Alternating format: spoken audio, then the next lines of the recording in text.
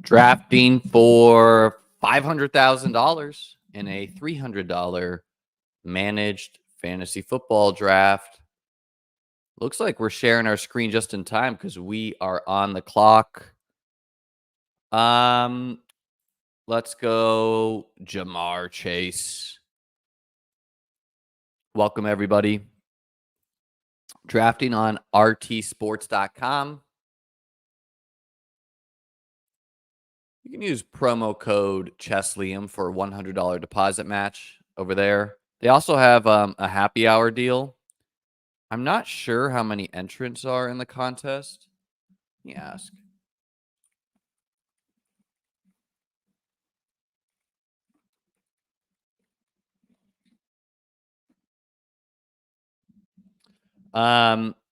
Appreciate you guys all being here. Happy Labor Day weekend. Hopefully you are watching this and not working.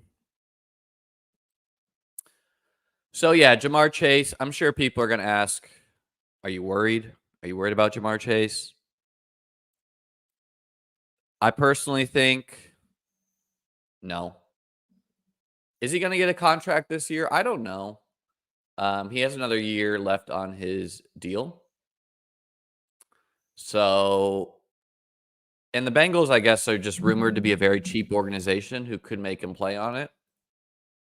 But I think he's, great friends with Joe Burrow. And, that's just how we've been playing this. Were we worried about Brandon Ayuk? No, we were not. Were we worried about CeeDee Lamb? No, we were not. Were we worried about Ja'Marr Chase, or are we worried about Ja'Marr Chase? No. Am I taking Ja'Marr Chase every single time at the 103, the 104, the 105, the 106? No. I have like 20% Chase. So I've been mixing in Amon-Ra. I've been mixing in Tyreek. I've been mixing in Bijan. I'm not taking Justin Jefferson over Chase.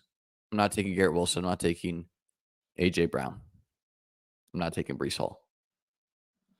So that's how I've been playing it.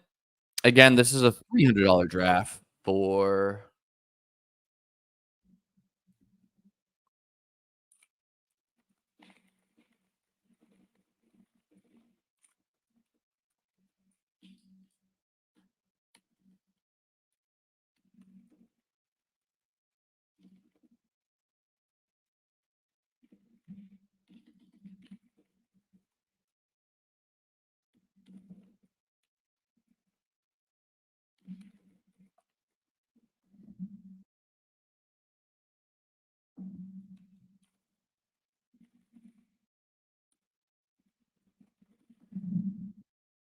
So I'm asking, you're hearing the bings. That's me just asking the guy running this draft.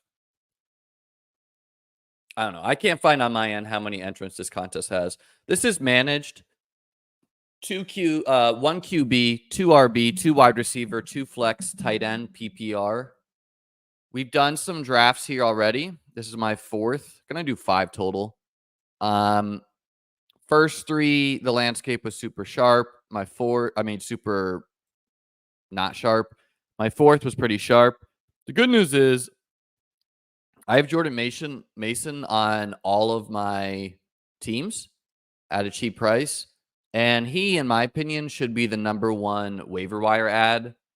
Definitely going to be having a waiver wire article on Beat Best Ball. And I'll also probably do a quick waiver wire video on Mondays. Again, in the scroller is the promo code if you want to get up and running on RT Sports. And don't forget to like and subscribe.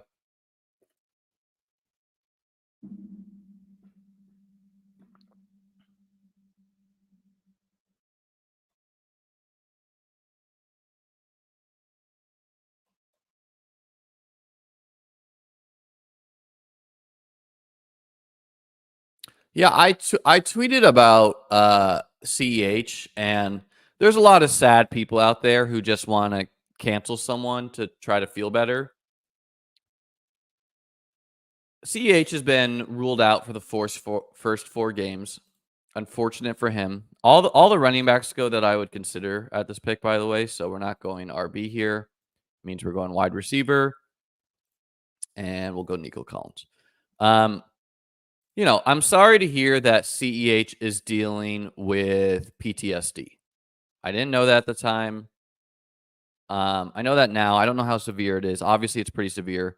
It was my personal opinion that CEH has not shown himself to be a good NFL player, irregardless of his mental health issues.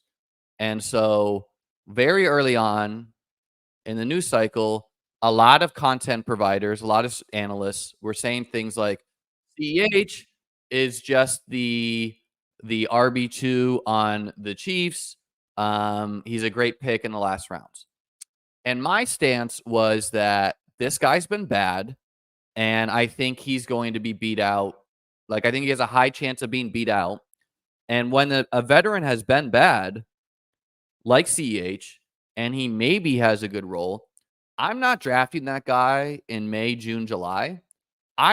What would have it taken to get me to draft CEH? Well, if we got training camp reports or even spring practice reports or preseason reports or anything, if we got reports that was like CEH looks great, he's the RB2, they trust him the most. Okay, yes, I would have drafted CEH then. And that's how I think you should approach players who have been bad. It has nothing to do with trying to victory lap CEH having PTSD. Obviously, real life takes precedent over fantasy football. But this is why I was taking a guy like Will Shipley straight up over CEH. Why? Well, Will Shipley got 4th round draft capital, and he was my presumption that he was the RB2 on the Eagles. Now, of course, nuance is hard for people. You also have haters, so whatever. They wanted to take the CH tweet a different way. PTSD from what? Honestly, I don't know, but I think someone got shot in his life. Maybe he was involved. Honestly, I don't know. It doesn't improve me as a fantasy analyst or football player to be researching individual players off the field, grievances. So, yeah, I think CEH was going to lose his job anyways. We'll never know the answer to that, but come on.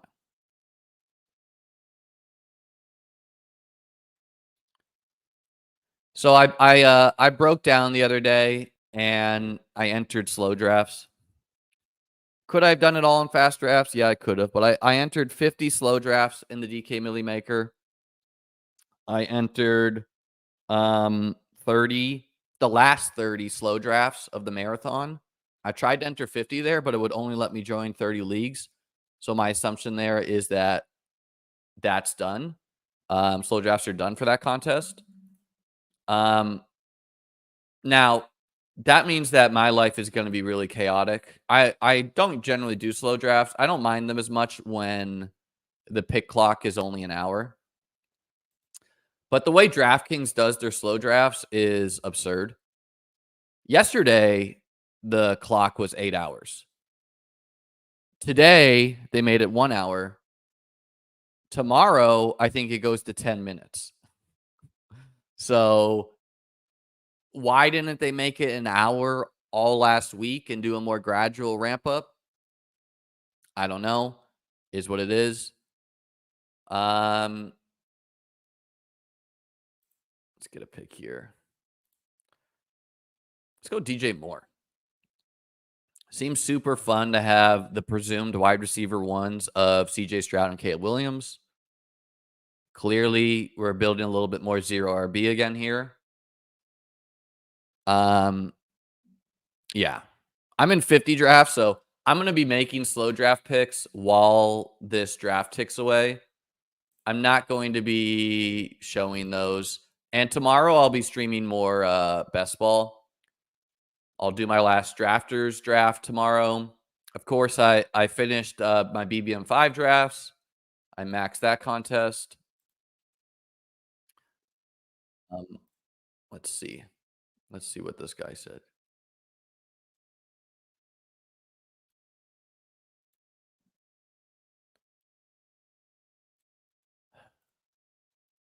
Okay, he's just putting me to the rules. Let's see. Okay. Said it should be listed in the rules. So let's go there.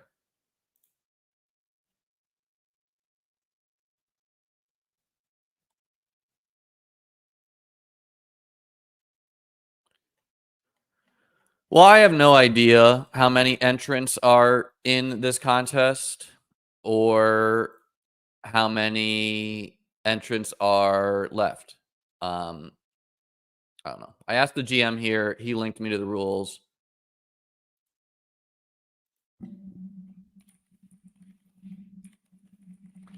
So I don't know. But my assumption is that this contest is overlaying. I don't know if that's true or not. It's kind of hard to navigate this site, which is part of the allure to draft here. So yeah, we're going to be making some slow picks while we wait. The first couple rounds, of course, are easy. And I have rankings for DK. I don't have specific rankings in for the marathon. So don't want to be missing clicks on the marathon because their ADP is pretty terrible.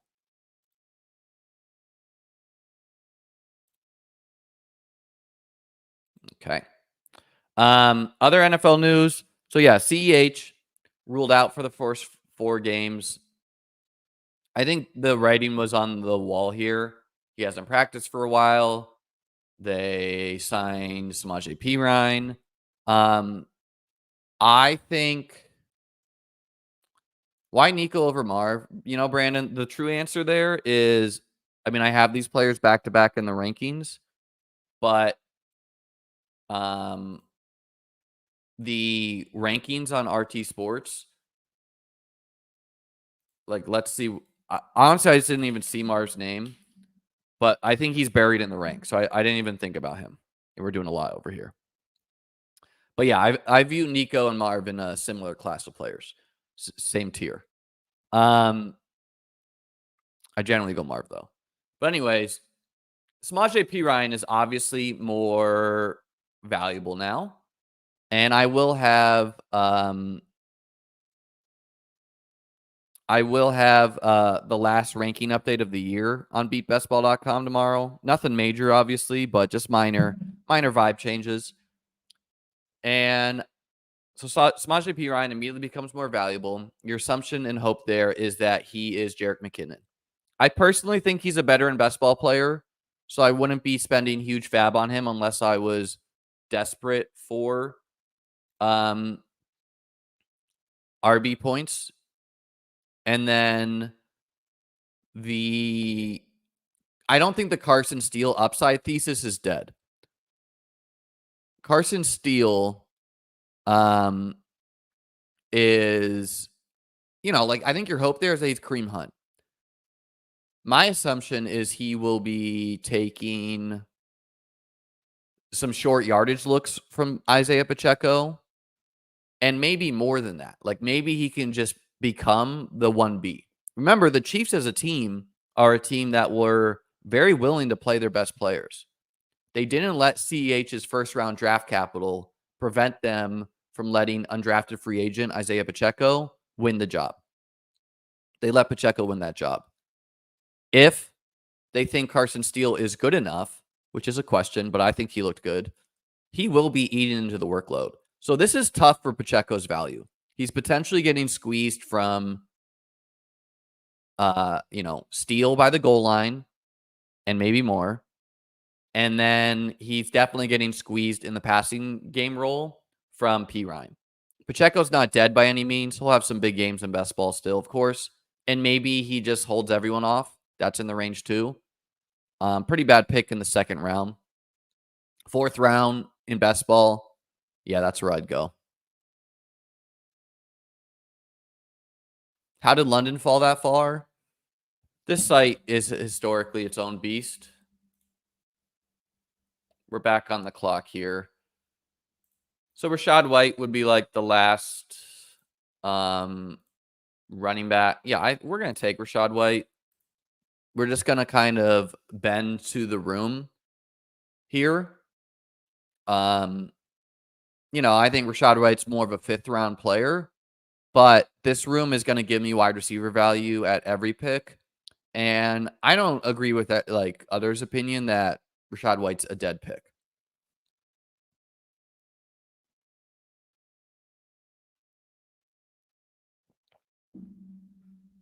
Let's get to some of the comments in the chat here.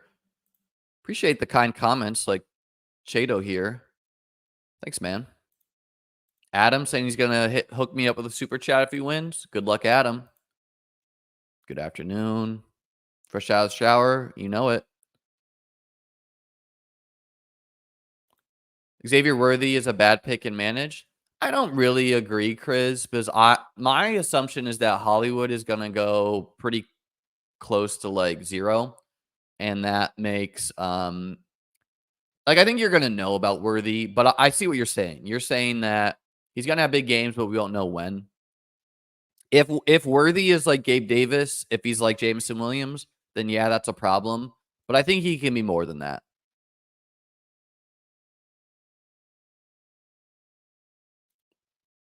Good job, Alex.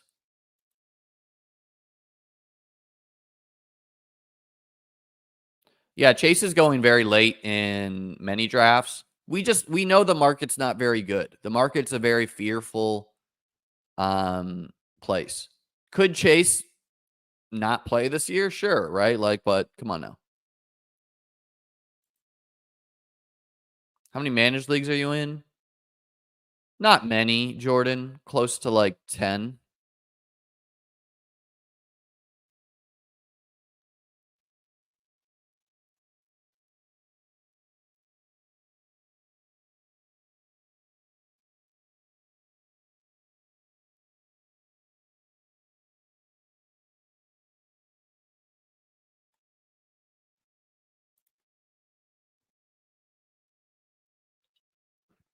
Should I trade Olave for DK and Evan Ingram? I have Bowers. Yeah, I think you're getting the better end of the deal there, but you don't need to. You could wait. I think Olave is a good bet too.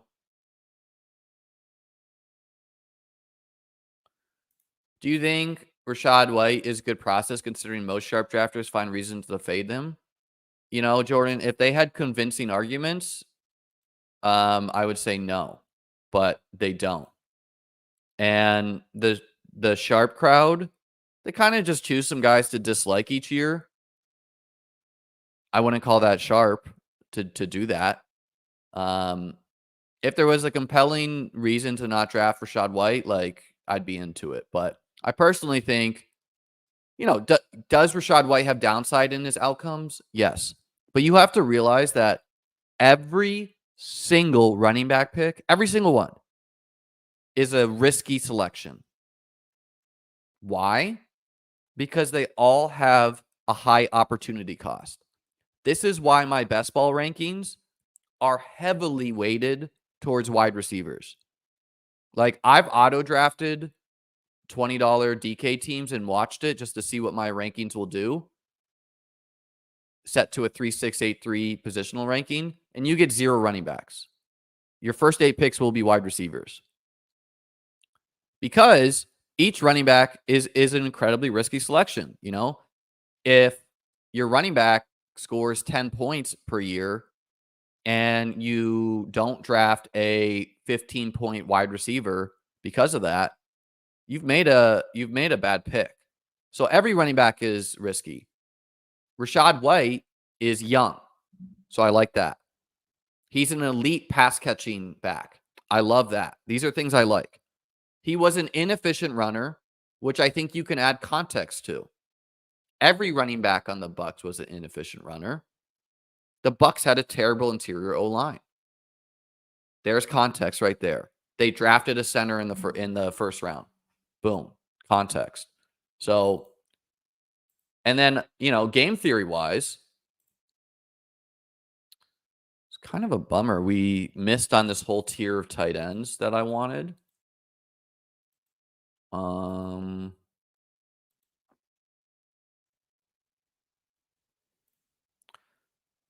Let's go tank. So yeah, they drafted a center in the first round.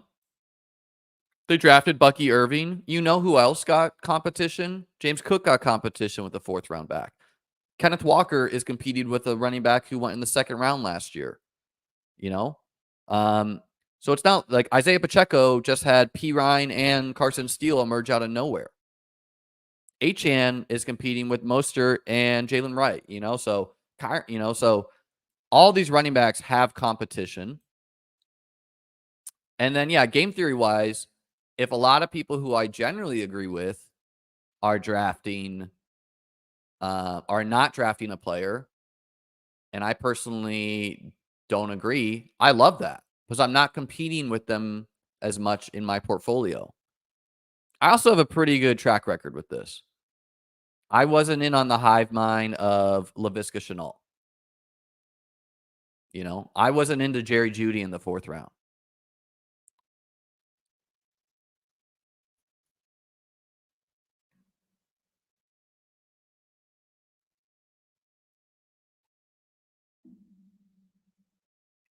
Yeah, Kyren Williams, Blake Corum, So yeah, running back in general is always a risky selection. And in general, it's much easier to find last year's Jerome Ford on the waiver wires than it is to find a Puka Nacua. So it's generally a more replaceable position as far as what you can find on the waiver wire, what you can find later in drafts. You can't find Tyreek Hill later in drafts because wide receiver is a talent-based position to earn targets.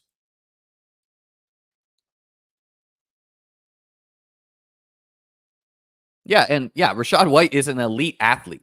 I love that too. Literally a 9.5 RAS.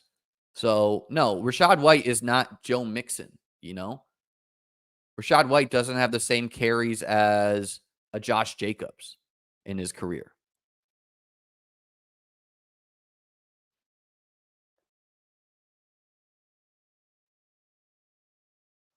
So we got a Chase, DJ Moore, Nico, Tank.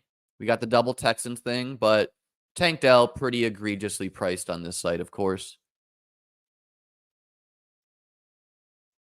Someone said that this contest has 6,000 entrants, but they're not sure how many are left. Again, I'm assuming it's going to overlay if you want Chase overlay.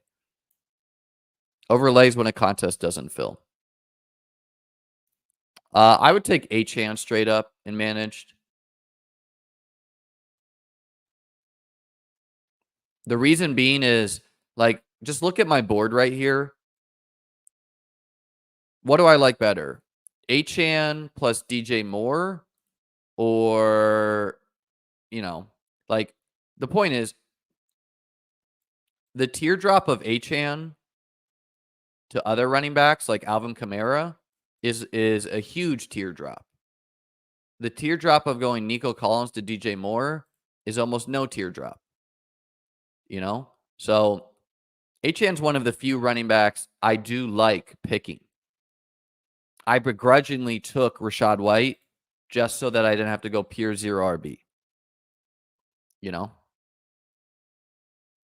Haminator with a super chat. Appreciate you. Dirty little secret, 35% Gibbs and Laporta. Thoughts? I think you made a big bet on the Lions.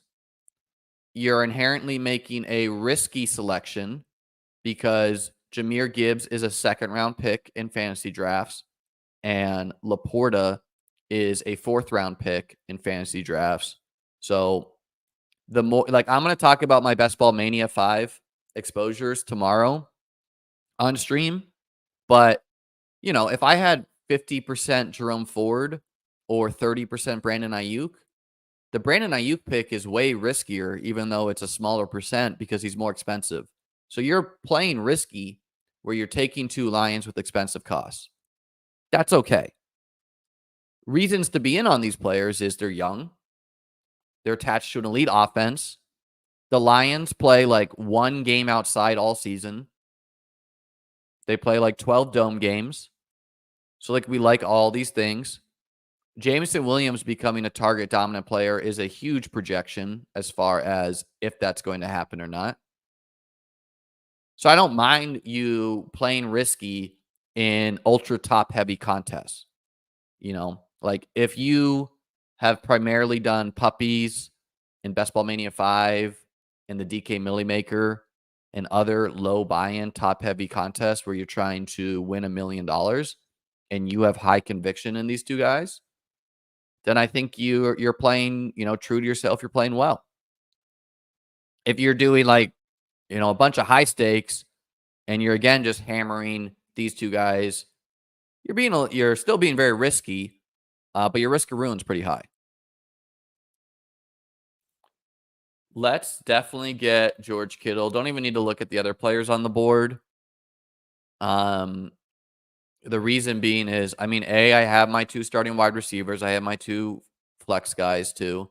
I have a starting running back. And then after Kittle, pretty big tier break at tight end. I like Ferguson. I like Bowers. Huge tier break after them. So Kittle just kind of like the last of the tier.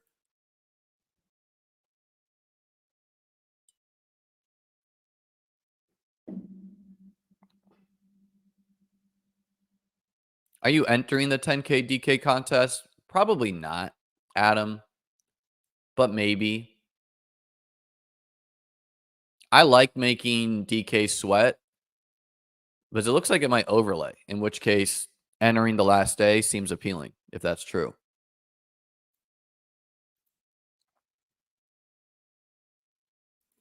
Do you prefer to stash Jordan Mason or Braylon Allen to manage? And does it change if you have McCaffrey or Hall?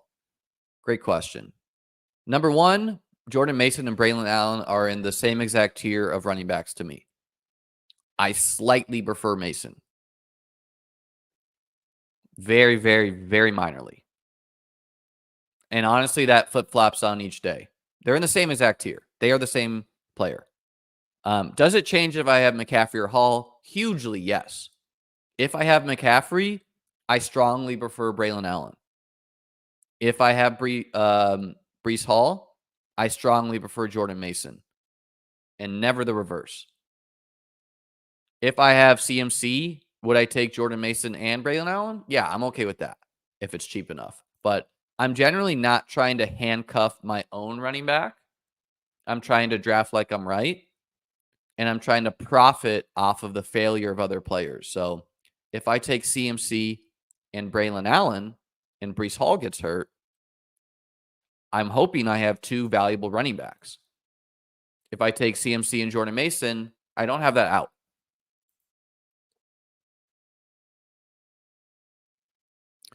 Yeah, if it overlays, that's juicy, but it's also a 10% rake, which is pretty egregious on a $10,000 entrance.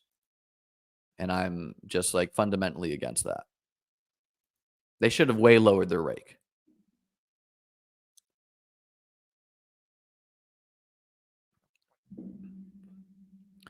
Jalen Wright, like, it's a little bit different to me, Mike, because it's not a handcuff purely. Like, the way we saw the Dolphins use their running backs is we saw them both be fantasy valuable, and Jalen Wright's a double handcuff. He's a handcuff to Achane. He's a handcuff to Mostert. And both those guys are a little injury prone due to touches and history and size. So it's a little bit different there. I'm not going out of my way to get Jalen Wright on Achane teams, but if he's there, I'm mixing him in.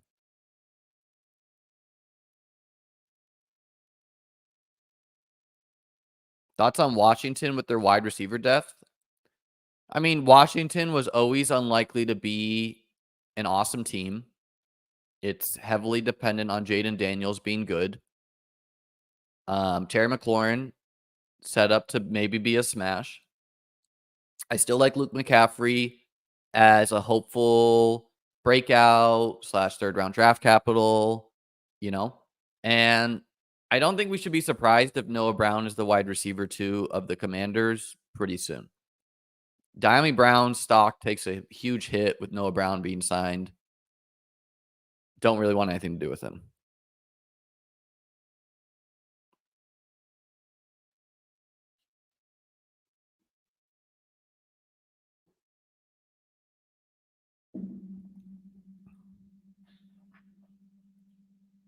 I'm not really sure, Brian, about what else RT Sports offers, but yeah, I mean that's the same for most season-long fantasy football sites where they have one big thing. I would not drop Blake Corum for Mason or Braylon or Ray Davis only because I have Corum in a tier above those guys. I wouldn't have drafted Corum at where he goes in drafts when I have Kyram, but you already did that. So I would just live with it now. Um yeah, let's get a running back. We see how this is going. Let's go Tony Pollard as our second running back. Pollard was one of my highest drafted guys last year. Clearly, he was hampered to start the year, but he had some good efficiency down the stretch. And I prefer him over Tajay Spears. Not huge confidence there, but I do prefer him. And I don't think we should be surprised if he could be like 65 to 70% of the workload. Probably the goal line back. Jack with the super chat. Appreciate you, Jack. Create content all off season. Oh, great. He I was gonna say great, man. What do you mean? Great content all off season. Looking forward to the season starting. Can you talk about your strategy with Fab and how to price players? Jack, I'm gonna have a video on my stream on my channel about Fab, but so look forward to that. And I'm also gonna have an article on Fab. Um, but just to touch on it here, you gotta adjust to your team. I think Jordan Mason is the number one wire target as far as a guy who probably wasn't drafted in a lot of sharp leagues, deep leagues, earlier in the offseason. I'd be willing to spend 10%, maybe 15% of my budget on him. I think Samaje Perine is a worse target. But if I was if my RB2 was, Ezekiel Elliott, I'd be willing to spend a little bit on Perine. I still think he's better in best ball. I think really good fab stashes right now are Jordan Whittington, Malik Washington, Sion Vaki. Sion Vaki is not that different from Jalen Wright. 4th round draft capital and he's a double handcuff. So Isaac Garendo is a deep stash as far as 49ers running back on the team.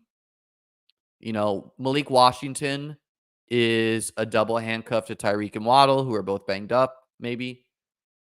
Whittington, you're hoping is a double handcuff to Puka and Kupp, who both have their own issues. But, it depends on my team. Like, on my team with Breece Hall and Ken Walker as starting running backs, Perine's available. We drafted Jordan Mason. So, we're going to put in a very modest bid.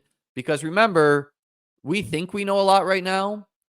But year over year, week 1 is usually the best week for information and waiver wire bids. For example, last year, I really thought Sean Tucker was like a great dart at this time in the year. So we spent some fab money on Sean Tucker. I don't know, $50, $60 out of 1,000. And of course, that looks silly when waiver wire targets such as Kyren Williams. I mean, I was drafting Kyren, so he wasn't really available in my leagues, but he was in most. Kyren Williams, Puka Nacua, Tank Dell, Josh Downs. Like, these are waiver wire hits early in the season. And I think early in the season, don't be afraid to go spend on guys. Don't be afraid to spend your fab budget. Like, I was putting $800 to $950 aggressive bids on Puka Nacua last year out of 1,000. This is not real money, guys. This is your fab budget. So I was spending on Puka because I was very confident that he, what I saw was real after week 1, and other people weren't. But I was confident, and I knew that it was unlikely anyone else was going to emerge on waivers.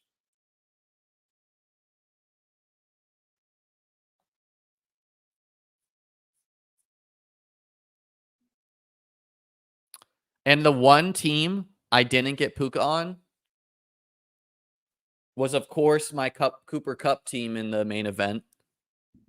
I was like, I got Puka in every league except that one, and I put like a $915 bid out there, but some guy went like 950.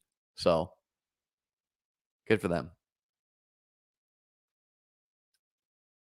Someone asking me upside surprise offenses. Yeah, Tennessee's not really that sneaky, but I put them in there. Ties in this question too. Real money, Fab. That's an interesting element. I'm assuming it's not significant dollars. I'll never forget getting outbid for Joshua Kell and being pissed I had to settle for Kyron. I mean, Brandon, that's so true. Where like people were thinking to start, like with Austin Eckler getting hurt, people were excited about damn. There's like one last running back I want, but also whatever. We're not passing on the upside of Roma Dunze. We got our double Bears. We got our double Texans. I like it. I got to take a piss, guys. I'll be right back.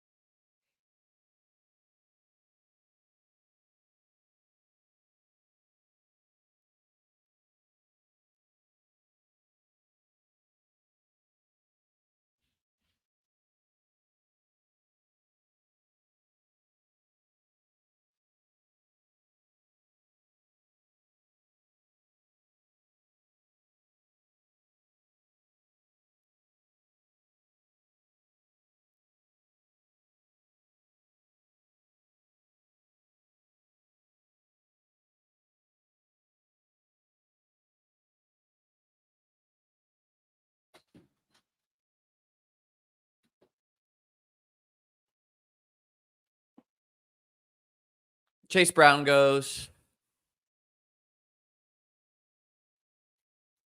Again, I just, Rome's one of my highest conviction players. Roma Dunze was the ninth overall selection. Here are the other players that went in a similar class. Devonta Smith, star. Jalen Waddle, star. Jamar Chase, star. Xavier Worthy went at the back end of drafts. I'm excited about him too, but here's some other players who went at a similar class. Quentin Johnston, Zay Flowers, that looks like a hit. JSN, jury's out. Just not the same tier. What site is this? This is YouTube. Thanks, Joshua. This is rtsports.com. It is in the description. Are you worried about Chase? Brandon, I don't really spend energy worrying. I'm still drafting Chase, so I'm still under the assumption he will be playing week 1. The only thing, the only small caveat I'll add there is it is very possible the Bengals don't have Chase play week 1 only because they're playing the Patriots and they don't need him. But guess who they play week 2? The Kansas City Chiefs. You think the Bengals, a team that thinks they can win the Super Bowl, want to play the Chiefs without Jamar Chase, a player who scored 50 fantasy points against them? I don't think so.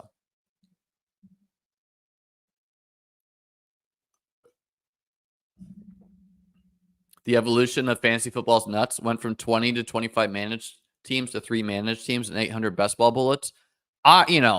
I think the best ball is way more enjoyable as far as what we need to do year in and year out. I only have 10 or so managed teams, but Wednesday waivers is it's a lot. And it's quite nice to just make good bets and not have to choose when to put them in there. I already talked about this, Brad. It's league dependent. I would rewind there. I literally need to keep up with these slow drafts I'm going to get timed out on them if I don't. So don't let me forget about making my slow draft picks.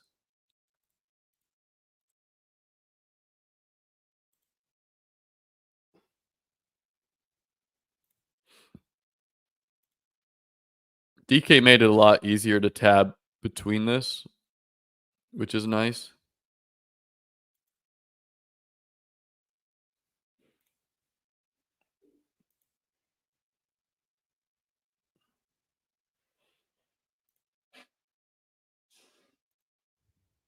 All right, we're on the clock here. Jonathan Brooks was probably who I was going to take.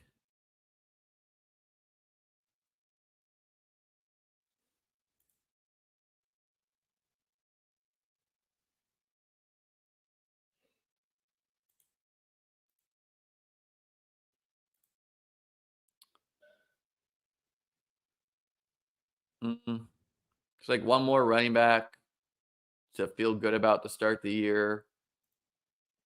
Only a couple wideouts too.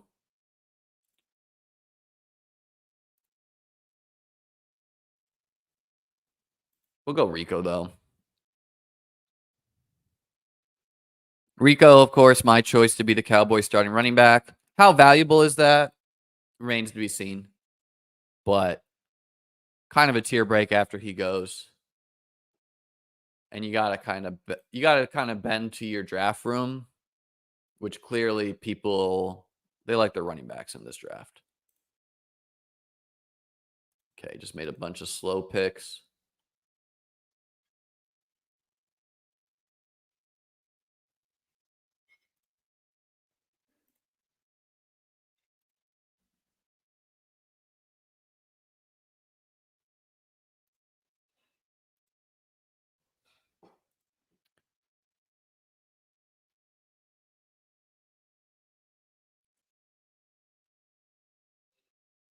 This is managed, yes.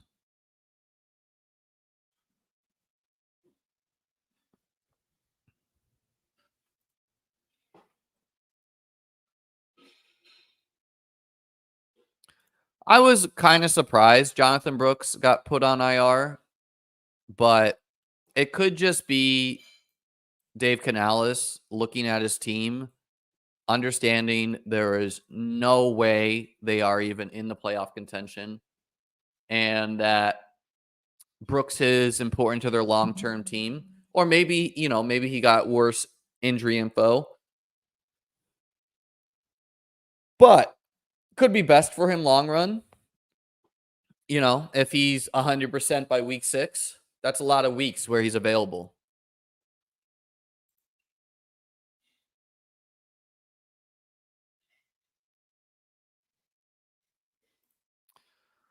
I think I'd take Khalil Herbert, Wilby, over Pirine and Tyrone Tracy. How confident are you in Keon Coleman? I think Keon Coleman is an exciting upside bet.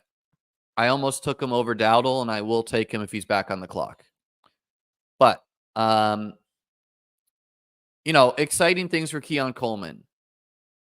He is a different body type than the other wide receivers on the roster. He straight up outproduced Jayden Reed when Jayden Reed was a year older in college. Jayden Reed is a good NFL player, in my opinion. So these are good things. Keon Coleman, to me, seems quite likely to have 6 touchdowns this year, minimum. I just think he's going to be a presence in the goal line. Maybe I shouldn't have talked about Keon Coleman before this Andrew guy picked, because, people are probably watching this stream in this draft room, but whatever. However, I think it's equally likely Khalil Shakir is the number 1. And I'm even leaving the light on for Curtis Samuel. So I wouldn't say I'm like overwhelmingly confident Keon will be the guy over Shakir and Samuel. Of course, I think Kincaid is the best bet. But I draft him a lot in best ball to find out.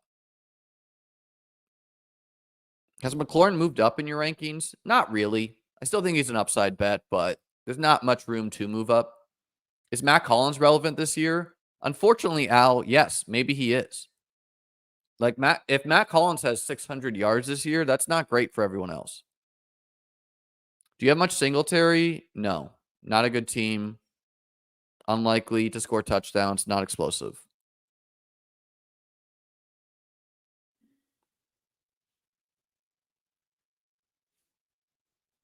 Well, I mean, easily Dowdle,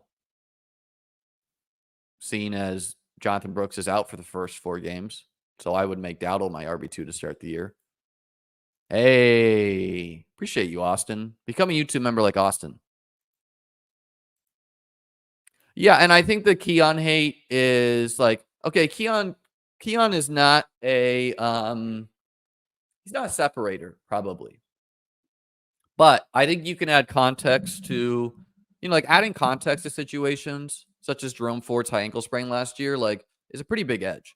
But in context of the FSU offense, is once their quarterback went down, they were just hucking it up. And so that's going to hurt Keon in like efficiency and whatnot. I mean, long term, Michael, I think Brooks will be your RB2, but Dowdle will be to start the year. Again, maybe Chase doesn't play against the Patriots, but I think he's in there for the Chiefs game. What ADP would you take Nick Chubb? Like, honestly, Henny, it would need to be the like Tyler Algier range. I don't really want anything to do with him. He's better and managed. Who benefits from Ricky Pearsall missing time? Jacob Cowling or Juwan Jennings? I don't think Juwan Jennings is an upside bet. Obviously, I mean, everyone's hoping that Ricky Pearsall is okay this year. I've seen some people compare it to Brian Robinson. I don't know. I don't think this needs to be said, but guys, you should not be comparing a fortunately Caleb Williams goes, but you should not be comparing gunshot wounds. They're inherently random, of course. And case by case. So Khalil Shakir makes it back. We didn't get Caleb. I don't think this guy needs Caleb. He has no Bears wideouts, but whatever. We'll go Shakir, who is another upside bet. Very easily could be the Bills wide receiver 1. So we're rooting for Ricky. Looks like he could have been killed. He got shot through the chest and exited out his back. I have no idea what that means. I would just say wait for reporting. I think Jacob Cowling is the upside bet player. He has had good buzz. Juwan Jennings is mostly a nothing. He can block. He has a higher floor than Cowling, but not the same. Yeah, Brandon's saying Keon was the alpha over Reed. Now again, like players are allowed to get better, and maybe Reed did and Keon didn't, but it is a data point. And I also think, I agree with this. Keon's with the perfect quarterback. Like, if you need a wide receiver to ball out and they can't separate, Josh Allen's a pretty good effing bet for that. The other thing about Keon is he's sure-handed, and the Bills have really prioritized guys who do not drop the football. Like Dalton Kincaid is one of the league leaders in low drop percent. The reason being is Josh Allen throws the ball like a fucking piss missile, and he is very accurate, So you want people to just hold on to the ball. Like Stephon Diggs dropped a 45-yard ball against the Chiefs in the playoffs. Diggs, not a huge drop guy, but he's not here anymore. So quarterback, okay, the T. Higgins drafter took Burrow when he already had Lamar. That's obviously not good to do, but they did it. Someone took Caleb without any Bears. I don't think that's good, but they did it. So we're not getting any of our preferred quarterbacks. Brock Purdy is a stacking partner with Kittle, but I'm not going to take him in round 11 because everyone has taken QBs except for me and the Saquon drafter who doesn't have any 49ers. So I'm going to make someone play bad and take Purdy here. And I'm not going to take Purdy within like a round or 2 of Joe Burrow.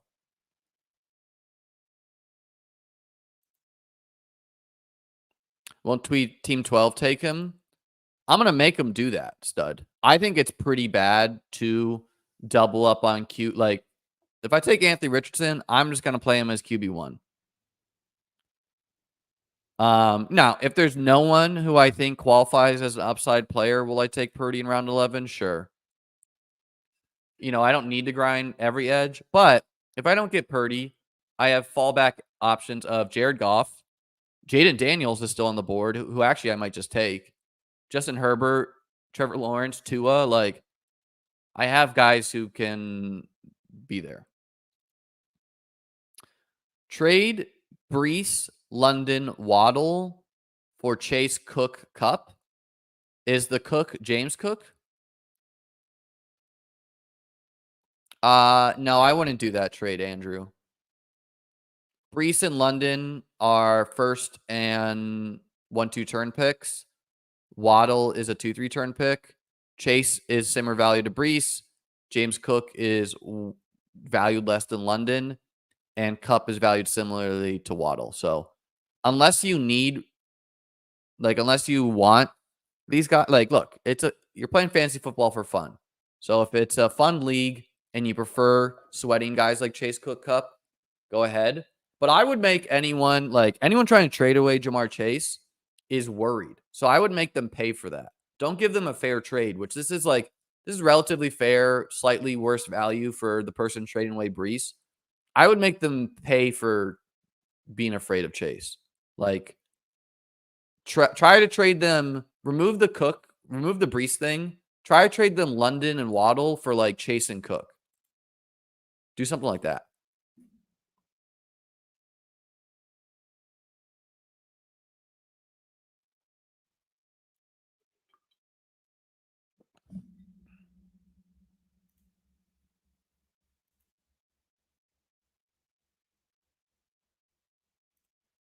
We're going to take Daniels. I didn't really realize he was on the board. Again, the rankings are really bizarre on this site, so it's hard to see. And he's a pretty massive upside swing. I value him similar to Caleb Williams. And it's managed, so he's an even better pick. And why I took him is I think Daniels actually has a chance of being QB5 on the year. And I was worried that the Saquon drafter would take him. Purdy, I like, but he has no chance of being QB5. And I wouldn't, I'd be okay risking him. No, there's no way Penix starts from the rip, but I think you could do worse things than draft Michael Penix if you get locked out at QB.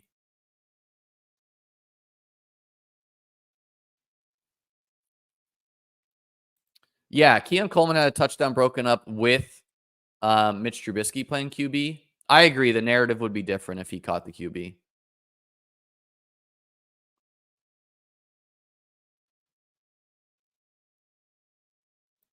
Are you 90-10 acres over Pierce? More like 56-44. Yeah, I agree. We need to stop judging the severity of gunshot wounds. So, okay, this guy makes a bad pick. And if you're wondering why am I saying these are bad picks? You invested a 7th round pick in Jordan Love with no partners to stack him with. So you should kind of live with that bet. Also, burning an 11 round pick when you do that is kind of a bad allocation of resources. For me, my first quarterback pick was round 11. And I don't, Jaden Daniels' floor is not the same as Jordan Love. So me doubling up QB is not as bad. It's still not my preferred upside way to play it.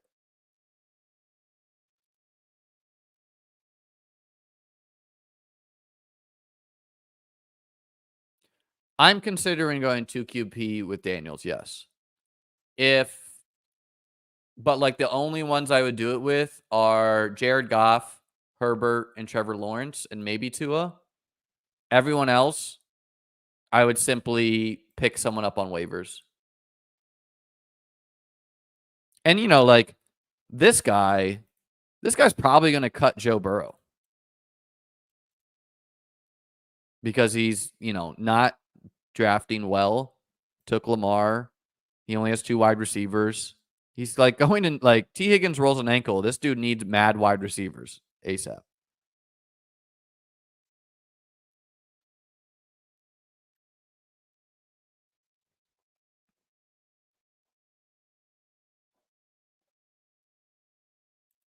Yeah, and this is what people thought I was trying to do with CEH. But again, a lot of people are miserable. They're haters. Like, I'm not trying to victory lap CH having PTSD. That's absurd. I just think he was a bad process pick aside from the PTSD issue.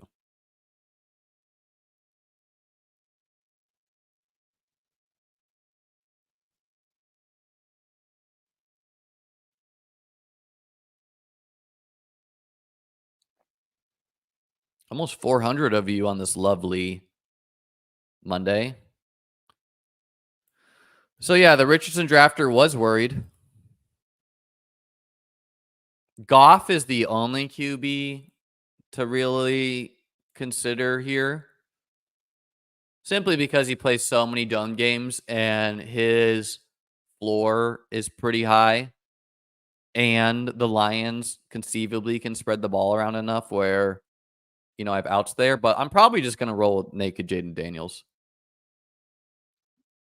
And I could have, obviously I could have taken Caleb Williams over Rico. I could have taken Stroud here, I guess. I don't honestly remember which way the board went, but I got a lot of Purdy, mostly because I love the playoff schedule.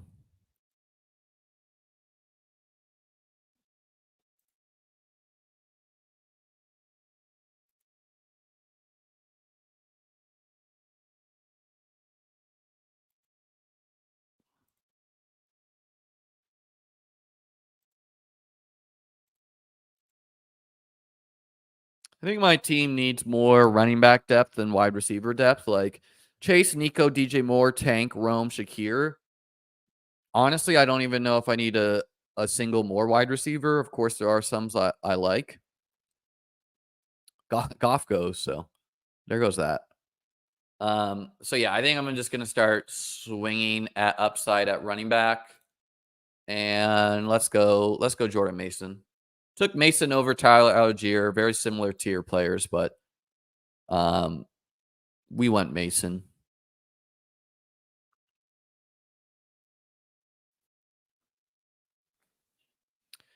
Dontavian Wicks goes. Wicks and Mike Williams were the 2 wide receivers I considered. Jalen Polk in discussion too. But there's going to be wide receivers I don't mind taking flyers on late, and there won't be running backs on this site. Like this on the managed sites, you're looking at I don't know, you're looking at like Eric Gray real quick. So we'll probably just run this team. I don't know. Probably 2 tight end. Get something like 8 running backs. Who's the Van Jefferson this year? Presumptive wide receiver 2 on a good offense who gets absolutely dusted. Well, Van Jefferson qualifies. That's him for the Niners, but no one's drafting him. Let's see. Chris Godwin could absolutely get dusted by Jalen McMillan, but he's way better.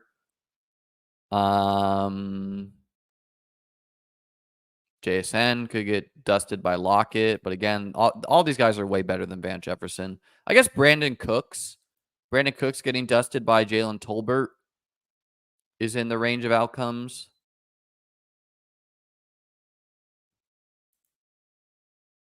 Josh Reynolds, yeah, but Josh Reynolds is a 20th round pick.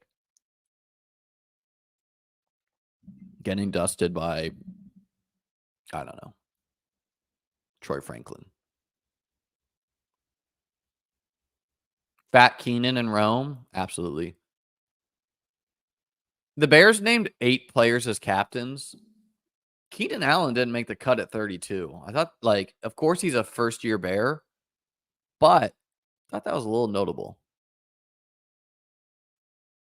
Mike Williams and Corley. Yep, that's in the range. But again, like you have to understand, Van Jefferson wasn't good.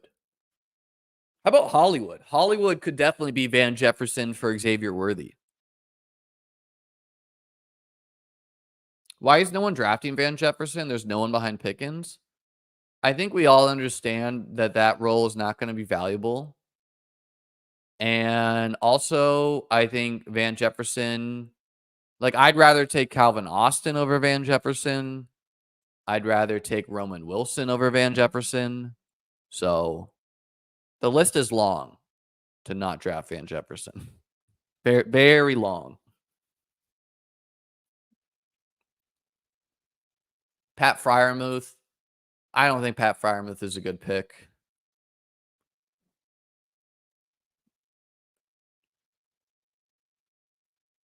He's okay in best ball.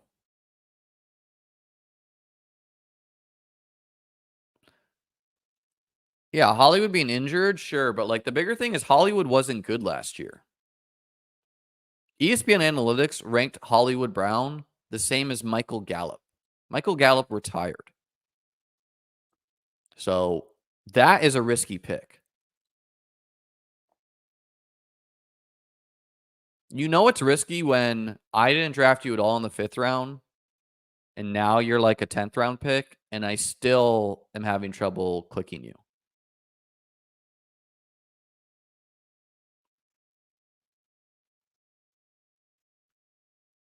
I think P. Ryan's getting a little overdrafted here.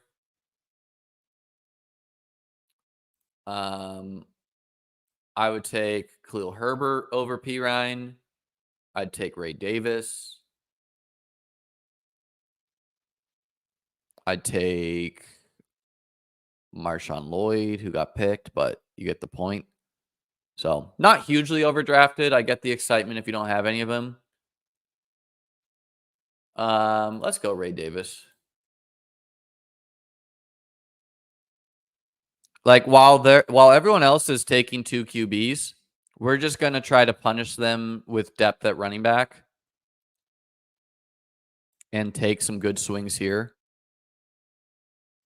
P. Ryan has upside if Pacheco got hurt, but, like, you know, he's likely Jerick McKinnon at best, and Jerick McKinnon has never really been a startable player and managed. P. Ryan's better in best ball because you won't have to predict which weeks he catches a touchdown.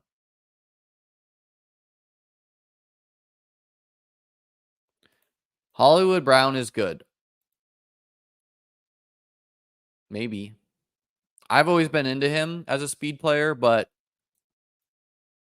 yeah, okay, you cannot trust ESPN Analytics, but, like, go ahead and find a player ranked as poorly as him who rebounded.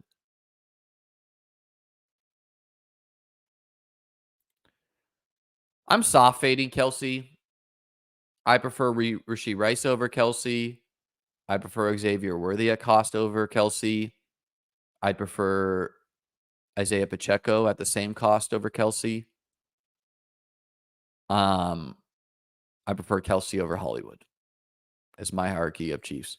Yeah, I like these Wileys and whatnot. Some of them have gotten pump. McKinnon was a league winner in 2022. Thanks, Hugo.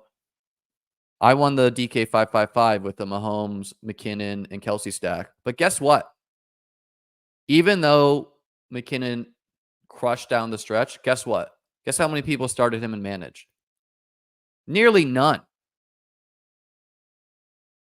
Davis on this channel said, yeah, we didn't start him in managed. This is not best ball. This is managed. You have to pick when it is.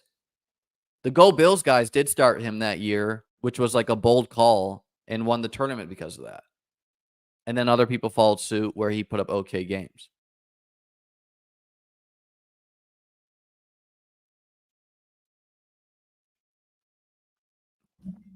All the P. Ryan I drafted was free Ryan. You got it, Carrie.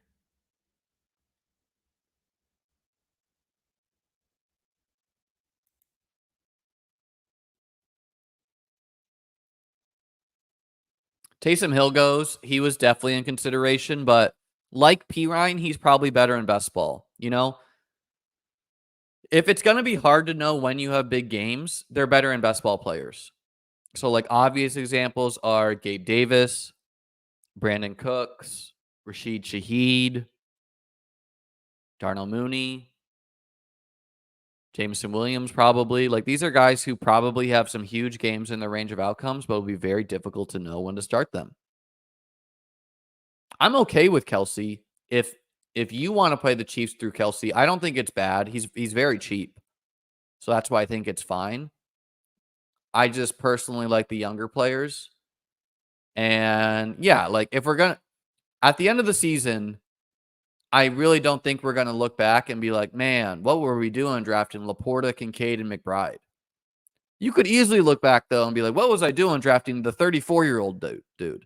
Even if Kelsey has a better year, I'm not going to look back in January and be like, what was I doing trying to draft the young tight ends in good offenses over the old guy? Even if Kelsey smashes. That's my personal process. If Kelsey has a bad year, though, I will be like, man, what was I doing drafting the 34-year-old dude? Do I like DeAndre Swift? Yes. I like him as a pass-catching running back attached to a good offense who got paid. It's a little bit worrying with the Velus Jones potentially eating in there, and I think he's going to be in kind of a timeshare regardless, but you know, like he's probably a better and best ball player.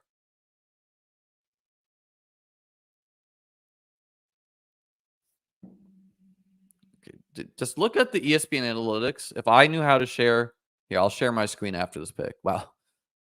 Taysom, the Jared Goff drafter is panicking. He's like, I need my second QB. Give me Baker. That's not what we're going to do over here. I will maybe take Justin Herbert because it's Justin Herbert. Honestly, yeah, I think we're going to do that. But come on. Baker Mayfield's not in the same class as Justin Herbert.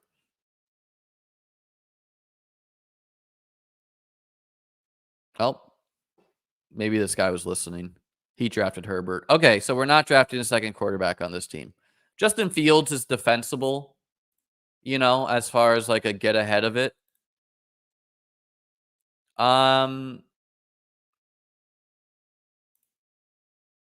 Let's draft Isaiah Likely. Mega high upside swing. Cole Kmet, better in best ball. Honestly, I wasn't looking at the board. Dalton Schultz was available. I should have drafted Dalton Schultz over Likely. But whatever. We're streaming. We're multitasking.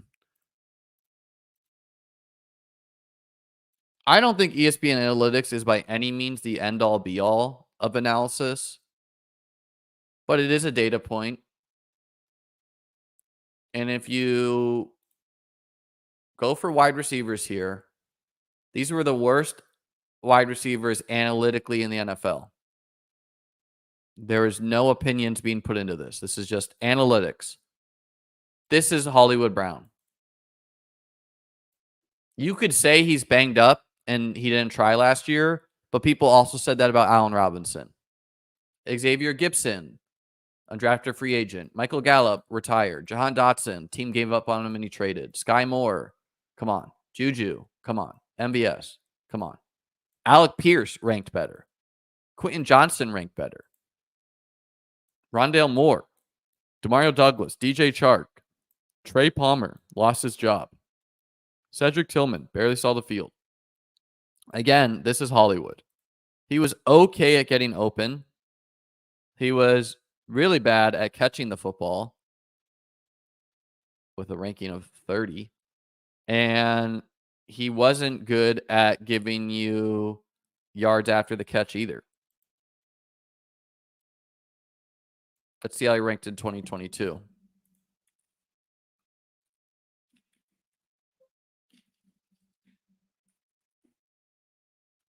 You get banged up in 2022? Nope. They call him Hollywood in 1 year and Marquise in 1 year. The year before, he was better at getting open and catching the ball. Still wasn't great. He was better, though. It's so bizarre how they didn't keep their naming nomenclature uniform. Oh no, they called him Marquise. That's my mistake. So yeah, I don't know. Like this is alarming to me. It's one data point. It's not the end all be all.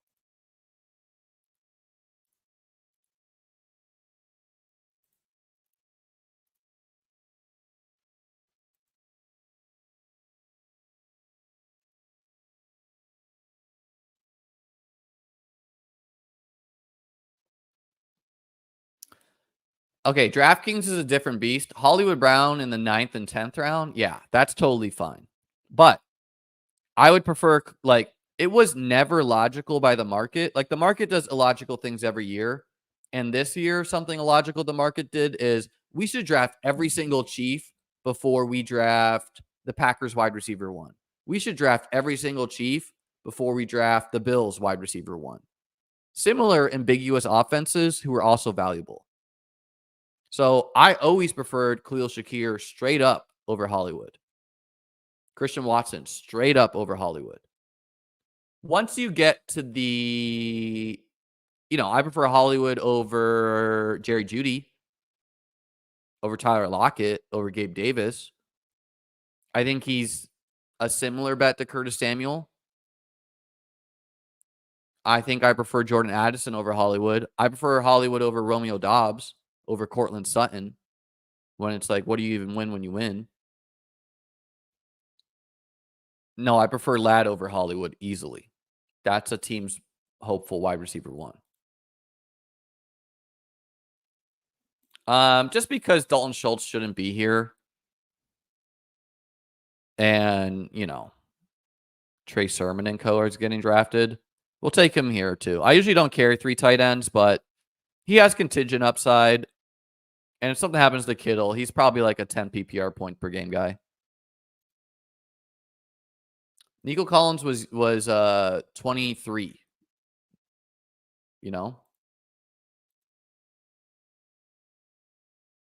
The scary thing is there were no outliers, just a bunch of scrubs. So Andrew, I've actually I'm gonna have an article about this in next January probably, but I took a look in past years to try to be like, okay, were there any guys who were like really bad and then we got a good season from? And the guy I found was Zay Jones, who had that good year with the Jaguars.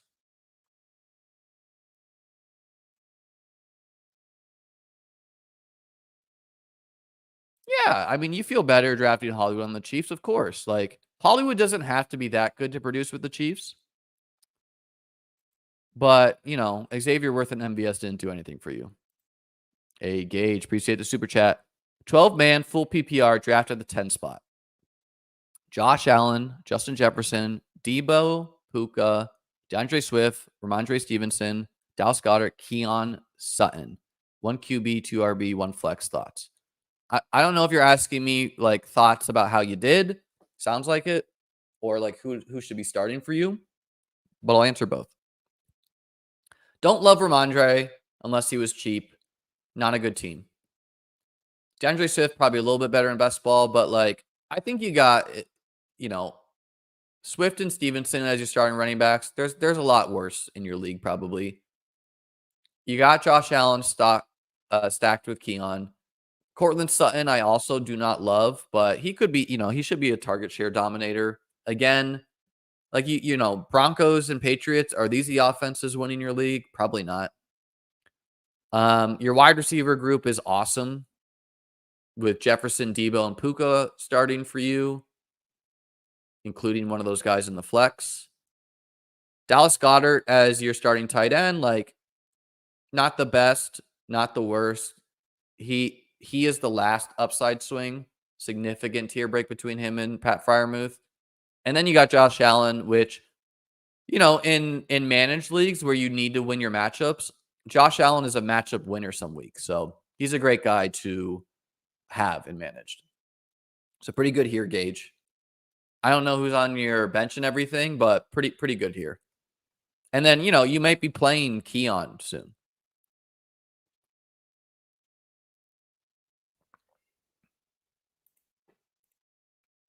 Wilson named a captain of the Steelers. This seems like double, triple, quadrupling down. The biggest test for Russell Wilson is What will they do if Russell Wilson eats 6 sacks and they're losing?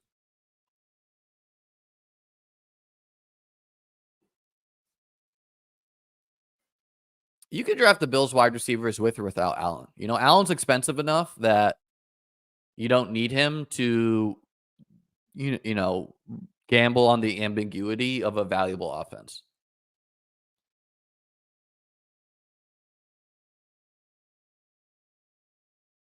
Yeah, I would definitely try to make that trade, Gage. Try to get Kincaid for sure. That's a pretty fair trade because you're trading a first and second round player for a first and 2 fourths, you know? I think that's a fair trade. I drafted Xavier Worthy in my home league over Rome Odunze because I was hoping I could go Worthy and then Rome, but then someone drafted Rome, so I'm trying to trade Worthy straight up for Rome, even though underdog like pick'em lines prefer Worthy straight up.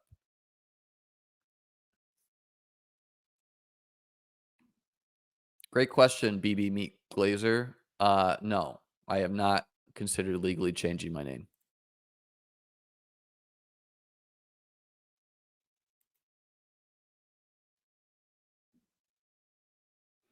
So like, you guys see how the 11 holes building here? This is like if I didn't take Rashad White, if I didn't take Pollard, Dowdle, I could have built similar to him and just ended up with a bunch of dust at running back and hope to hit something. You know, like looking at our teams, honestly, I think our wide receiver rooms are similar strength. So tie. Our tight ends are similar. Tie. He has a better QB. I have much better running backs. So I just think like my team is a better version of him, unless these running backs hit, you know?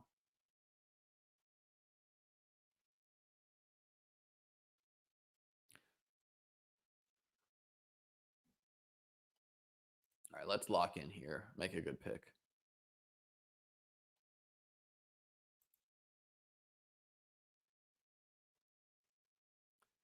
So you guys can see running back goes pretty quick. I mean, there's unless I like straight up just don't want to start Jaden Daniels against Tampa week 1, there's no one to like I could play Geno Smith against the Broncos, but I'm not going to do that. Come on. You know, Xavier Legette, a literal first round pick in the NFL. You can risk on worse guys. There is no universe where Diami Brown and Troy Franklin should be drafted and Quentin Johnston should be drafted ahead of Xavier Legette. There was zero.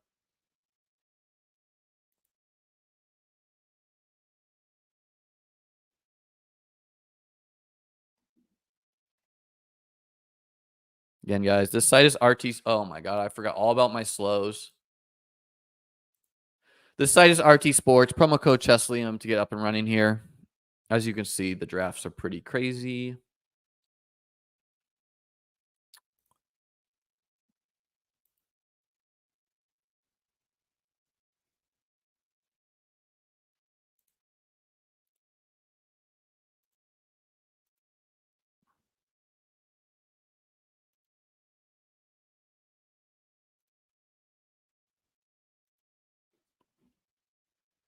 Tomorrow is going to be chaos with these slow. Like I'm in 80 slow drafts right now, and the clock is going to go to 10 minutes. So I don't know. Gonna have to block out. Gonna have to block out some time there.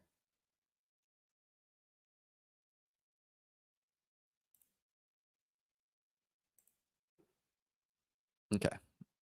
Think I bought myself some time here. More likely Leggett is this year's Mingo. Yeah, I mean, does Xavier Leggett have a chance of being Jonathan Mingo level bad? Of course. Is he a better gamble than Troy Franklin, Diami Brown, and Quentin Johnston? Unquestionably, yes.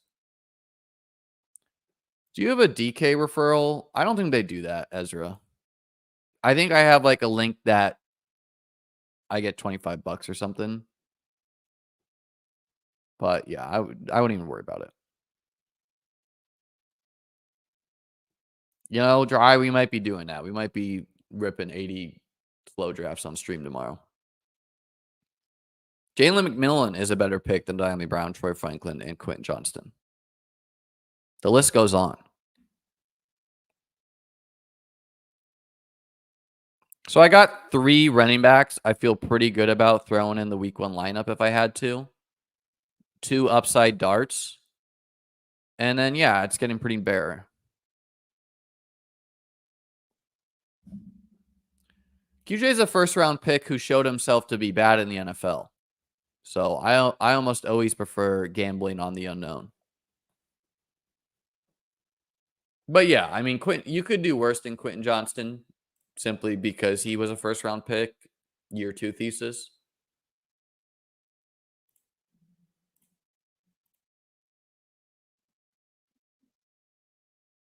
I'm starving. I got to get myself some food here soon.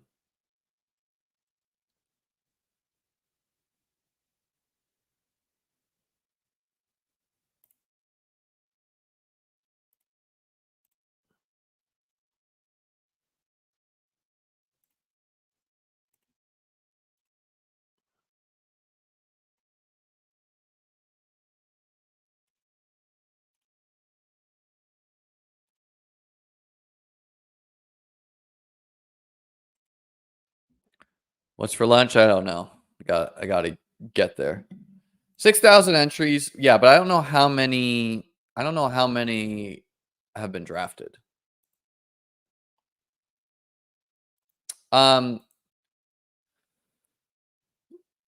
in-season content, guys, I'm definitely going to have Battle Royale drafts weekly. At least one day where I do that. I'm going to have a waiver wire show on Mondays.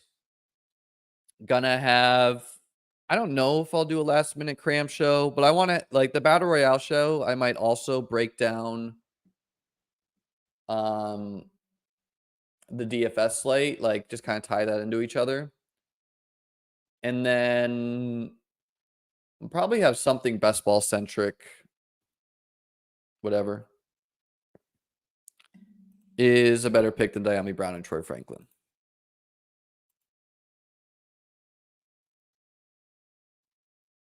I like the mega stacks, Michael.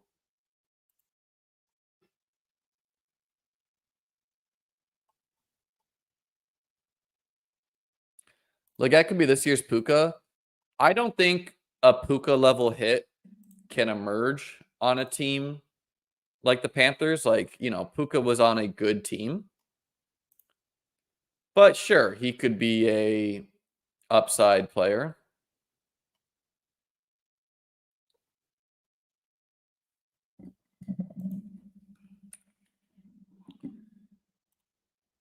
We're drafting Sion Vaki. Craig Reynolds is there complicating things, but if we treat Craig Reynolds like Jeff Wilson, Sion Vaki similar to Jalen Wright.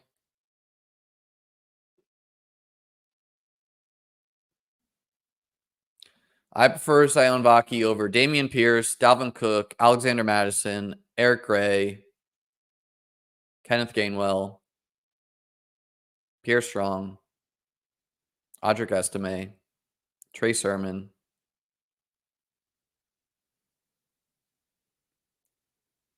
Probably Tank Bigsby. Miles Sanders for sure.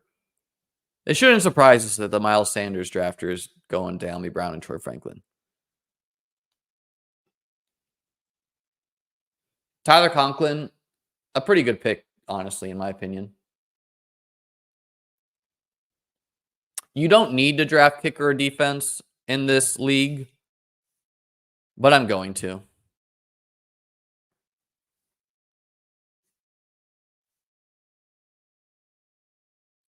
I'm so hungry that I'm going to end this draft after round 18 and draft kicker and defense off camera. What's the upside case for Vaki? One of David Montgomery or Jahmyr Gibbs gets hurt, and he becomes either of those players in the offense. That's the upside. It's also possible that if Gibbs got hurt, Montgomery goes to 85% snaps. Or if Montgomery gets hurt, Gibbs goes to 85% snaps, in which case Sion is not an upside.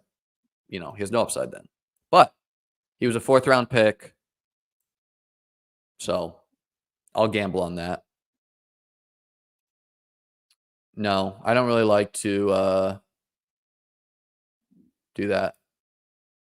If you do a waiver show on Monday, will that give away your bids? Yeah, I guess I'll have to think through it, Preston, but I'll probably have, like an ESPN Home League waiver show, which isn't as applicable to the FFPC high stakes.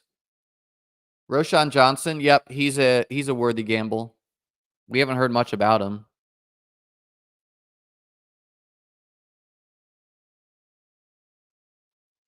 I've drafted a lot in best ball.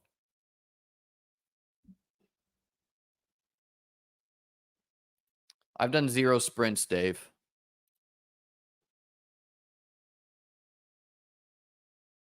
No, probably not. I don't really like, what's the purpose of that? People draft their team.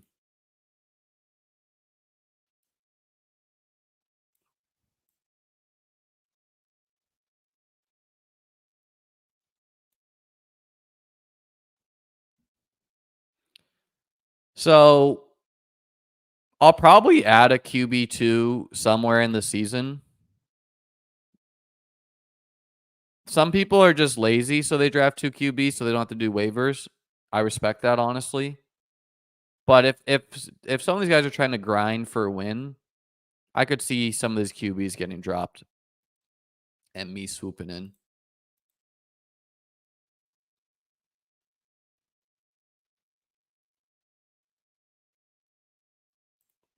Yeah, I almost always wait for defense and kicker. If I wasn't, I would, if I was going to spend on a defense, I would take Jets D. I don't ever spend on a kicker. If this is best ball, I don't like it. If it's managed, I think it's exceptionally bad.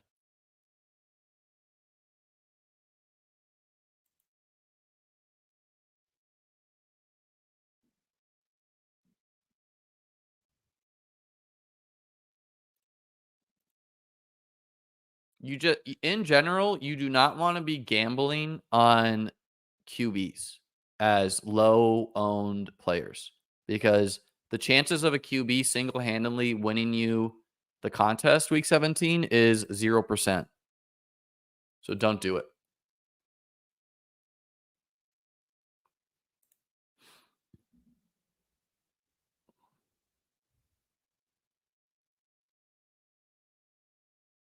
I think Jahan Dotson is a really bad pick, especially in managed.